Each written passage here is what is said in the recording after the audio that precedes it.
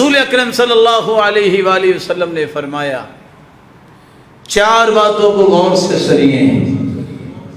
ان ربکم حیی کریم یستحیی من عبدہ اذا رفع یدیہ الیہ ان یردہما صفرا خائبتین. گناہ بندہ کرتا ہے ہاتھ اٹھاتا ہے. اللہ کے پیغمبر فرماتے ہیں گناہ اس نے کیے حیا رب کو آتی ہے کہ میرے بندے نے ہاتھ اٹھا لیے میں خالی واپس لوٹا دوں. اللہ خالی واپس نہیں لوٹاتے. دعوت المسافر لا ترد. مسافر کی دعا کو اللہ رد نہیں کرتے. 2 باتیں.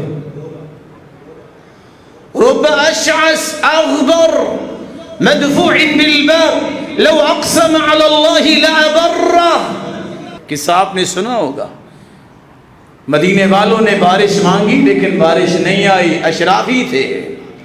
جوتیاں بنانے والا اٹھتا ہے وضو کرتا ہے 2 رکعتیں پڑھتا ہے جس کو آشکون سمجھ کے حقیر سمجھ کے موچی کہہ دیتے ہیں. ہاتھ اٹھاتا ہے کہتا ہے ربا انی اقسم علی. میرے رب میں قسم ڈالتا ہوں مسلمانوں کو بارش کی ضرورت ہے بارش عطا کر دے. محمد بن منقدر فرماتے ہیں ہاتھ بعد میں نیچے آئے بارش پہلے آ چکی تھی. حدیث کی الفاظ ہے جو بندہ اچھا وضو کرتا ہے 2 رکعتیں پڑھ لے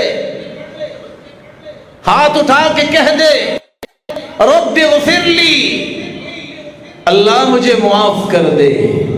رب کو پکارتا ہے. اللہ فرماتے علم عبدی ان له ربا یغفر الذنوب. آج میرے بندے کو پتا چل گیا ہے کہ اس کا کوئی رب ہے جو معاف بھی کر سکتا ہے اور عذاب بھی دے سکتا ہے.